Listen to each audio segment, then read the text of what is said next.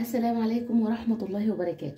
لما تعملي صينية لازانيا زي دي بربع كيلو من اللحمة المفرومة وتشكيلة خضار، هنشوفها مع بعض مستوية ازاي ودايبة وشكلها عامل ايه من جوه. عايزة اقولك سهلة جدا، بسيطة جدا، منجزة جدا للوقت.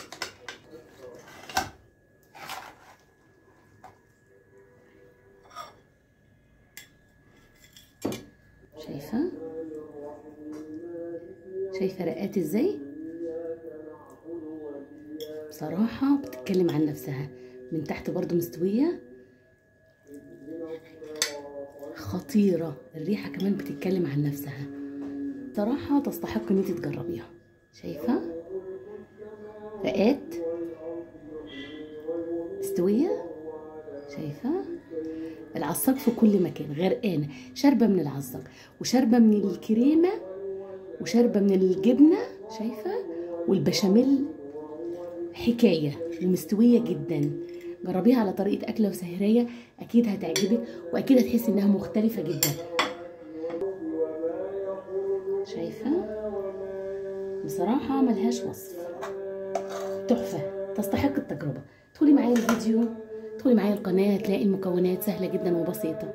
طبعا عشان نعمل الأكلة التحفة دي، نص كيلو من مكرونة اللازانيا مش مسلوقة، ربع كيلو من اللحمة المفرومة، كوبايتين 2 من عصير الطماطم، ومحتاجين تشكيلة خضار، فلفل ألوان، فلفل أخضر، بصلاية، فص واحد من الثوم.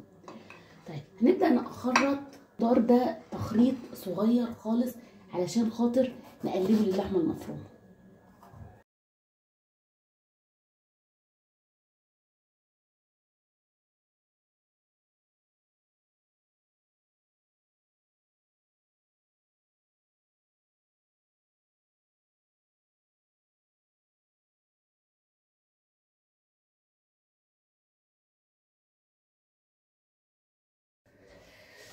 قطعنا الخضار كله بشكل مساوي. التومية دي هنبشرها مع اللحمة لما تنزل على النار.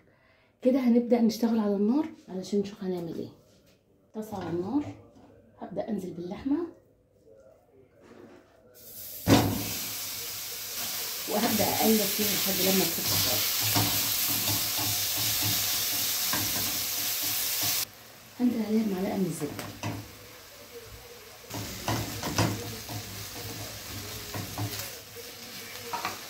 لما تفك السمنه او لما تسيح السمنه وتفك اللحمه، هنزل بالبصل، اقلب البصل 10 دقايق بس لحد لما يتبل، مش عايزاه يغير لونه.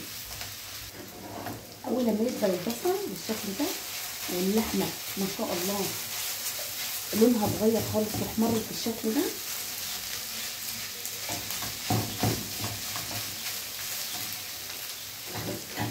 هبدأ هنزل تشكيلة الخضار.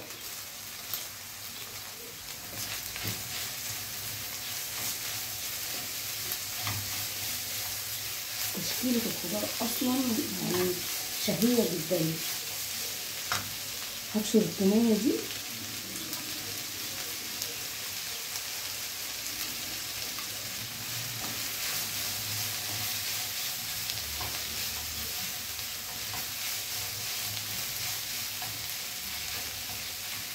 الألوان جميلة، الريحة خطيرة، القيمة الغذائية ممتازة.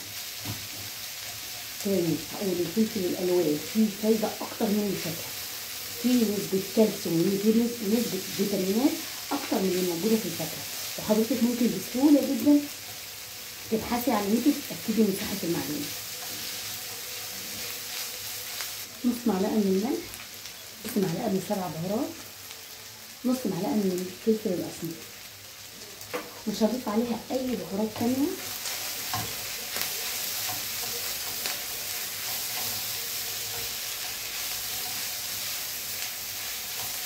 هنزل عليه عصير الطماطم، هقلب على عصير الطماطم بالشكل ده. هنزل عليها بكوبايه من الميه، واول لما الخليط ده يغلي هيكون كده بقى تمام، وهشيله من على النار وهعمل كوبايه من الحليب، هعملها بشاميل. بقى جاهز، شايفه الريحه والقوام، بس لازم يكون فيه شويه من السوائل علشان تسوي المكرونه. عملنا البشاميل، ولازم البشاميل يكون كريمي، يكون خفيف بالشكل ده. شايفه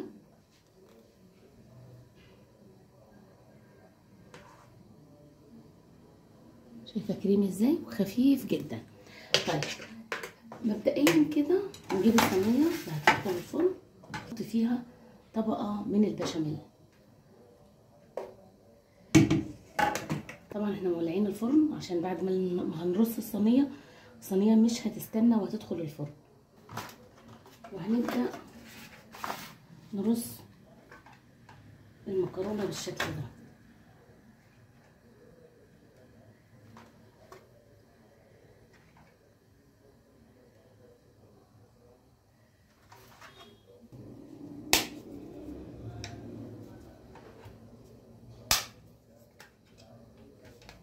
طبعا ظبطي ملح العصاق. هبدا انزل عليها باللحمه المفرومه والطماطم وتشكيله الخضار اللي احنا عملناها. هبدا انزل بالمكرونه،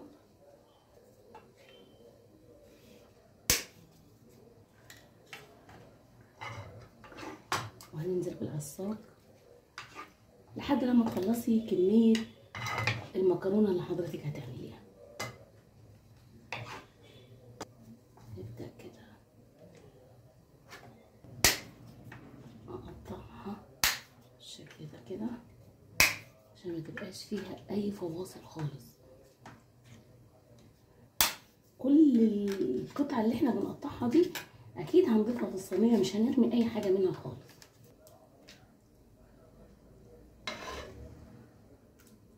عصاج خفيف، بشاميل خفيف، كل ده هيسوي المكرونه طبعا، وهيخلي سواها مظبوط جدا بالشكل ده كده. ابدا ارص بقيه الصينيه.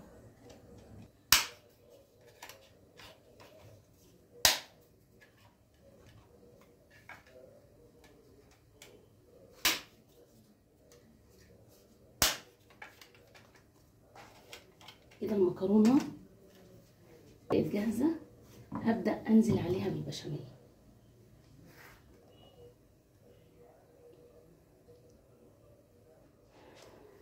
هساوي البشاميل في الصينيه. طبعا مش هندخلها الفرن كده علشان خاطر ما تاخدش وش ويفضل المكرونه نيه. طبعا اي جبنه موجوده عندك، النور قطع معلش يا جماعه، فطبعا هنصور الصينيه في الضلمه. اي جبنه موجوده عندك تحطي على وشها جبنه. دي جبنه شيدر، ودي جبنه رومي، اي نوع جبنه ينفع، جبنه موتزاريلا ينفع.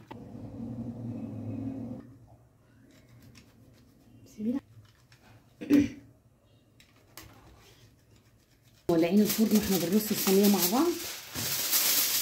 نغطيها وهنسيبها 15 دقيقه مغطيين عليها، وبعدين هنشيل الغطا من عليها ونسيبها 10 دقايق عشان تاخد لون والمكرونه تسيح.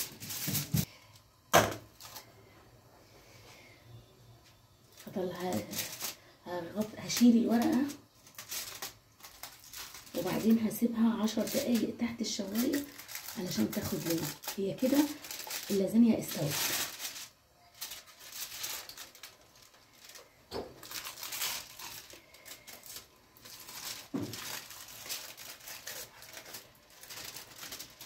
خليها تحت الشوايه تاخد لون. طلعت من الفرن طبعا، يعني الرفعه دي رفعه المكرونه، لكن هي مستويه من جوه وهنشوفها مع بعض.